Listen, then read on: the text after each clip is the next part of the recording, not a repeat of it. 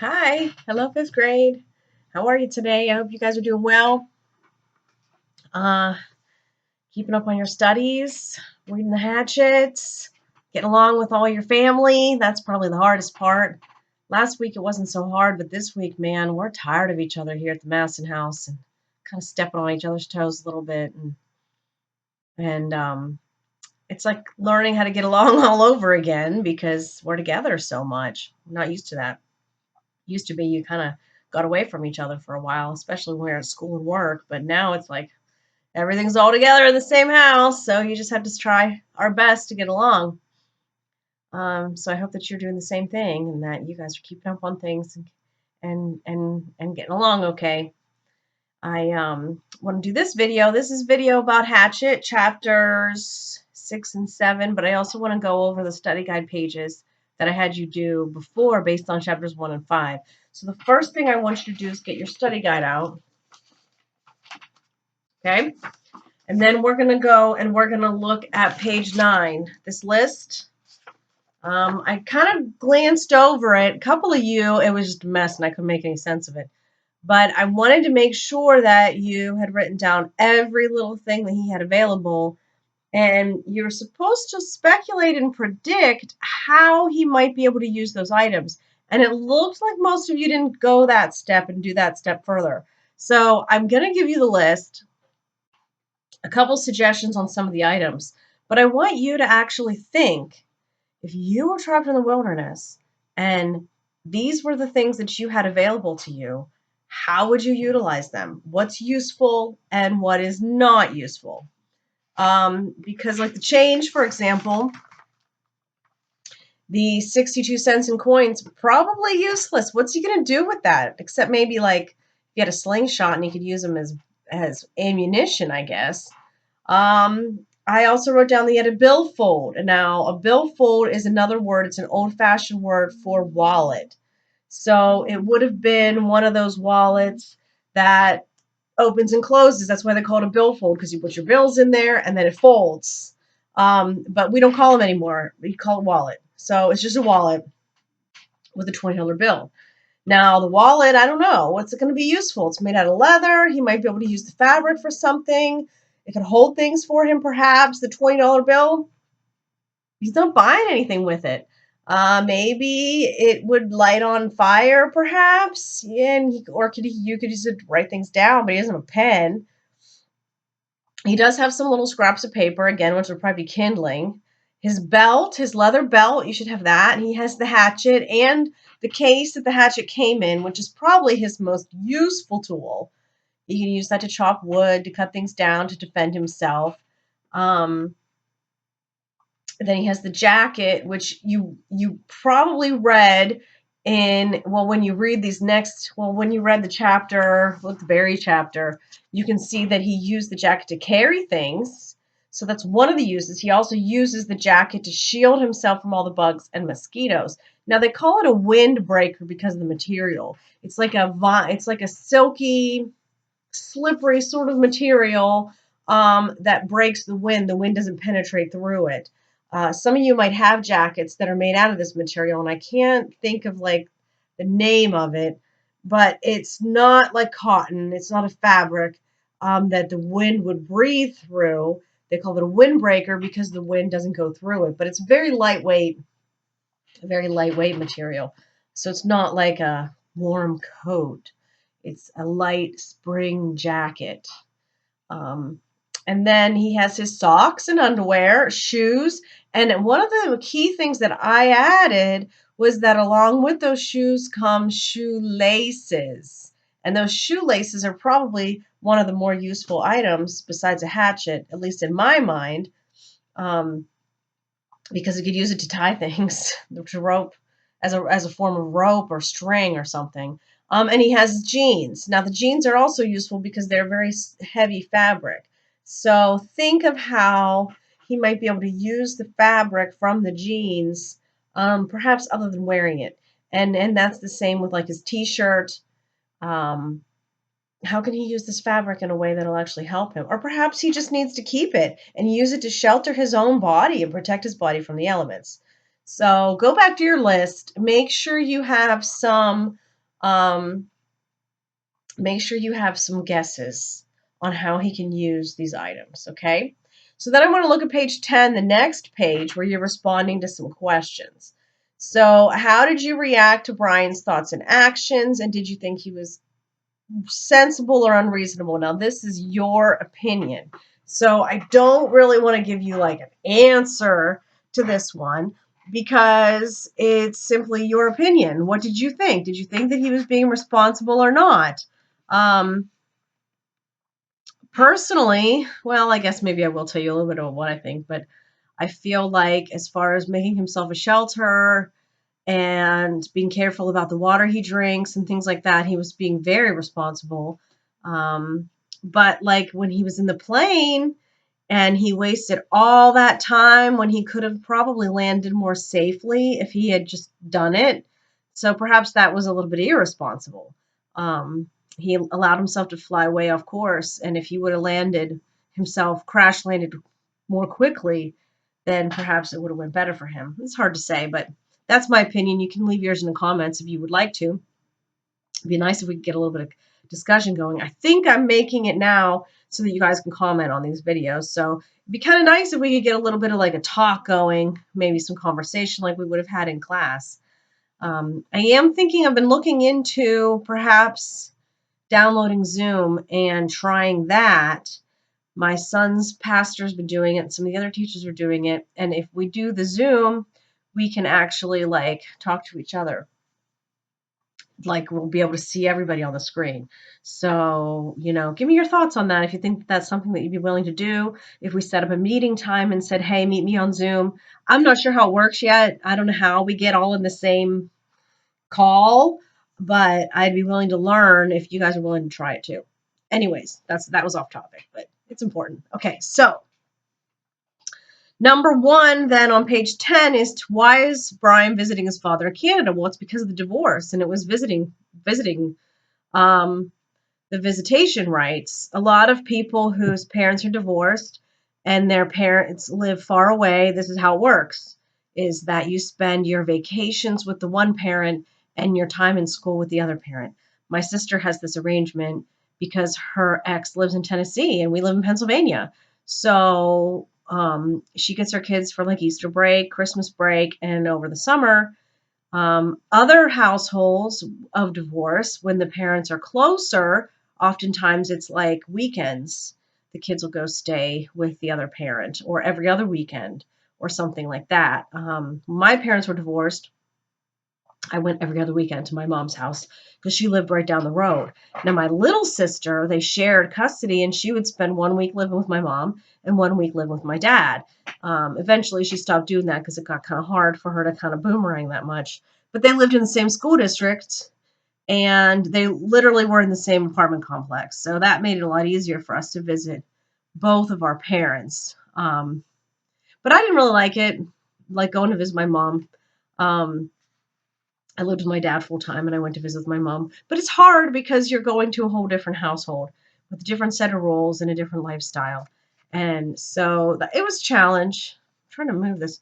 I kind of feel like I look like my one eyeball is like weird and the other one's not. I don't know. Do I always look like this?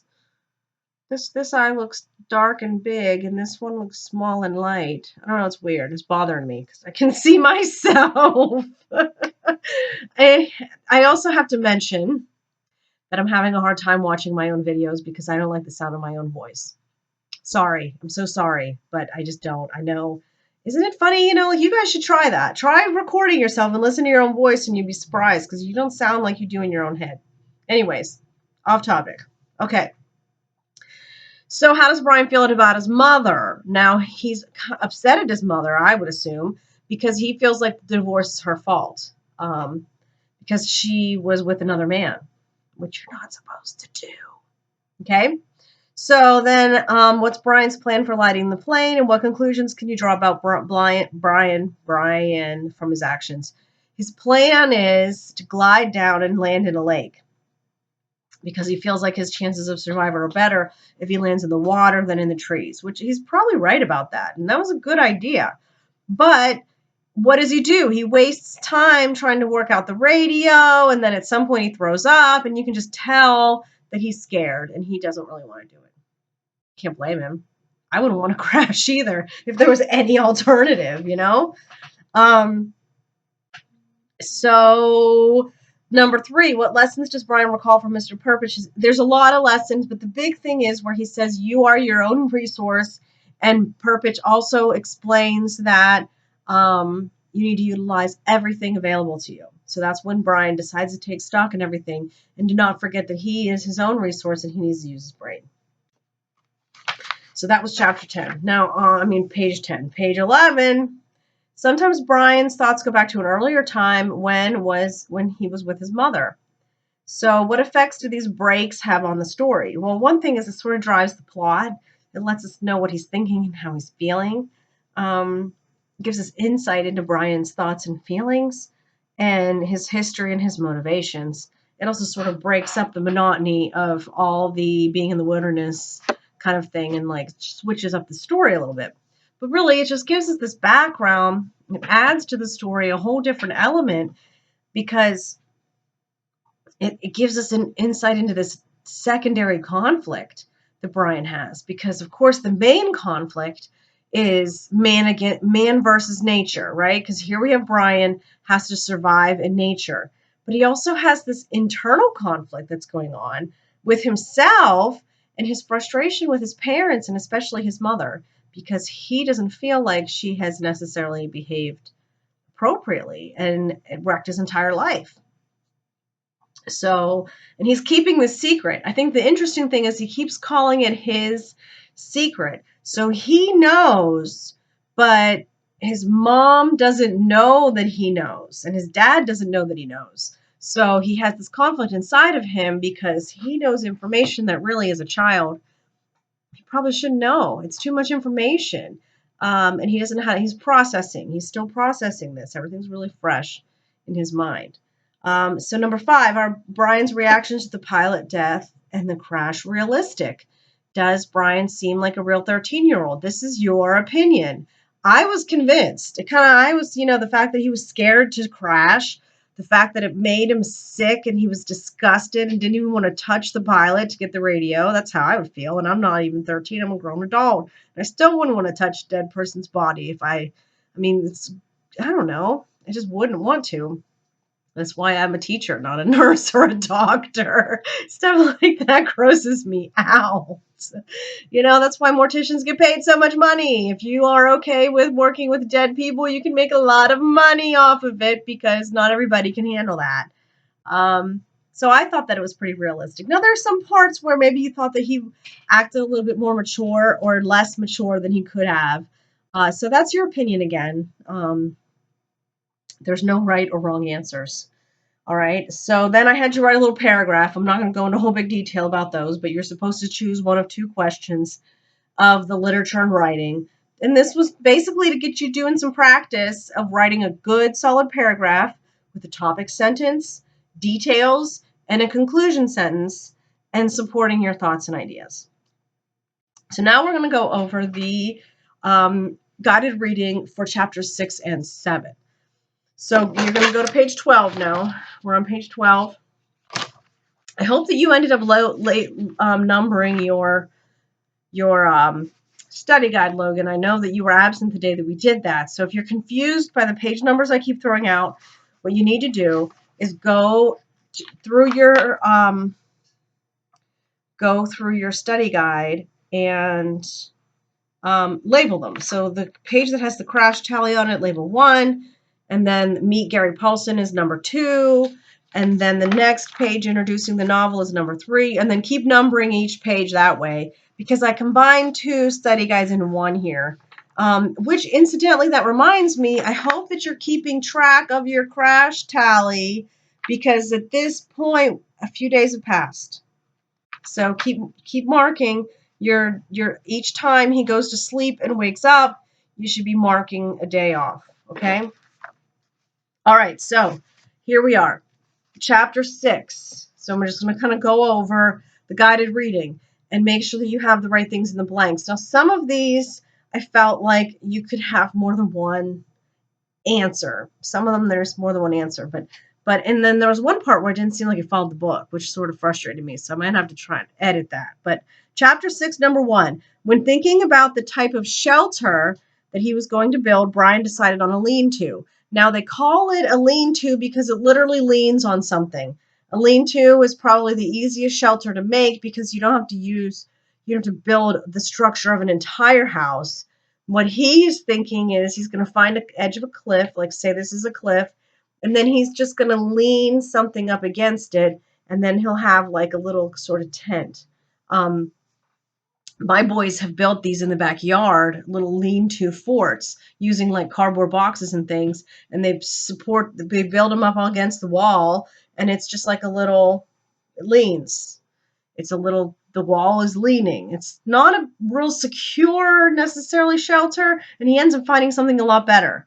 So Brian, it said here, number 2, this is the one where I was like, this doesn't really follow the book, because it says he was going to cut down some wood to use for the wall, which he does look for wood to use for the wall, but really, he was just looking for a place to build a shelter. When he finds the cave, he's not really looking for wood, and that's how I interpret it anyways. So I had a hard time with number 2. But the blanks are Brian was going to cut some wood to use as shelter or as a wall. But what really happened is he was looking for a place to build the shelter when he comes across the cave. And I like how he talks about it being his first stroke of luck. First luck. That's what he calls it. And you're going to notice throughout the book that Brian likes to name things. He names things. First luck, gut cherries, and he keeps continuing to name things. And I think that he does this in a way to just make sense of his world and to have some control over things. He starts referring to the shelter as home. Anyways, so number 2, he was going to find some wood to use as wall when he found the cave. The cave was formed perfectly because a glacier had probably scooped it out, and there was now sand in there, and it made a type of a beach. So this little cave is right on the edge of the lake because you have like a beach there with some sand. This was much better because it would shelter him from the hot sun and make a watertight roof. So it talks about how there was an overhang and it was sort of scooped out, and so now he has a better roof, and a rock wall as part of his shelter. So it makes it a lot easier for him to build a secure shelter. Okay. So now I'm turning to page 13. Number 3. Brian remembers a television show he watched about Air Force pilots who were put in desert in order to survive. I put in order to survive. They had to prove that they could survive. They had to catch their own food, and besides eating lizards, they ate beans from the bushes. Now, Brian realizes that he's not going to find any beans, but what does he go looking for? Berries. So that makes sense. So number 4, when walking to find berries, Brian is smart. He doesn't want to get lost, so he keeps the water to his right. That way, when walking back, the water will be on his left side. Number 5, the birds led Brian to the berries. He sees all the birds and he's thinking, well, there's birds there, there's food. It was very smart. He was using his head there. Unfortunately, when he went to eat the berries, he didn't use his head, and he ate too many, and he ate the seeds and everything, and we know the gross part after that. Okay. So when Brian had eaten enough berries, this is number 6, he put about 4 pounds into his jacket. So this is where he's using his jacket as like a pouch to carry things. And then he walked back to the cave. Or you could put shelter. A lot of places here, cave and shelter, are sort of going to be interchangeable at this point. Number 7, when he got back to the shelter or cave, he found sticks and branches, and he made a sort of a roof and a wall to cover his shelter. Chapter 7. During the night, Brian wakes up sick. To get sick, or you could have even put to throw up. But it actually sounds like it kind of comes out both ends. Disgusting. This was like the grossest part of the whole book because of all the berries that he ate the day before. And we can question, are the berries poisonous? Was it because he ate the seeds too? But whatever it is, too much, too fast, made him sick. It was miserable. Number 2, Brian then remembers his mom with the blonde man. They were kissing in the station wagon at the mall when he saw them. So basically, Brian's mom was cheating on his dad. I mean, that's what we've learned here. And Brian knows it. Nobody else knows that Brian knows it. And he's having a lot of conflict over this. And rightfully so. It bothered me too. So we're going to see how he sort of deals with that throughout this book, because this is a whole different plot line or conflict that has to be resolved throughout the story. So number 3, Brian wakes up to swarming mosquitoes. The mosquitoes drive him crazy throughout the entire book. Number 4, Brian's reflection scares him because he has too many cuts and lumps and bites and bruises and scrapes and scratches and scabs. So you could have put whatever it is, but when he sees himself, he doesn't recognize himself. He looks terrible. And he's dirty. Number 5, Brian ate some of the ripe berries because he's hungry. He also made 2 piles of them, which he then covered with grass to try to hide them. Number 6, Brian starts to think of the shelter or the cave as home. I think that he had to do this in order to just keep himself sane for a little while. Number 7, when Brian was looking for more food, because he doesn't want to eat those yucky gut cherries if he doesn't have to, he finds a bunch of raspberries, and they taste much better than the gut cherries. And I made sure to write gut cherries because that's what he names them. You'll find later on, towards the end of the book, he discovers what they really were. But he's all alone. He doesn't have a book. He can't Google it, but he's just names things. These are now gut cherries. But the raspberries he recognizes, he's eaten raspberries before, so he knows that they're safe. Number 8, while picking the raspberries, Brian sees a bear about 20 feet behind him. This is one of the really first scary parts of the book. The bear just checks him out, though, eats some berries, and then walks away. And I really like this part in the book because Brian realizes that the bear isn't really, he's not a threat to the bear's not a threat to him. As long as they can live peacefully together. Now, if Brian had started running and startled the bear, it might be an entirely different story. But this is a good lesson when you're out in wildlife. If you come across something that's scary, like a bear, in most cases, if you leave it alone and just distance yourself, as long as you don't call any attention to yourself or startle them, you're going to be okay. But we'll see he has later encounters with other animals that don't necessarily go so easily. But anyways, where was I? Number 9, when Brian is back home, he drinks the juice from the raspberries because it tastes like pop. So he's been drinking nothing but water. So he's enjoying just having something with some flavor to drink. I know I feel like that sometimes after I've had a lot of water. So that's it. So that's your chapter 6 and 7 review. Make sure that you have the right things in your blanks, and then you get to go ahead and read the next couple of chapters, and I'll see you again soon. Bye.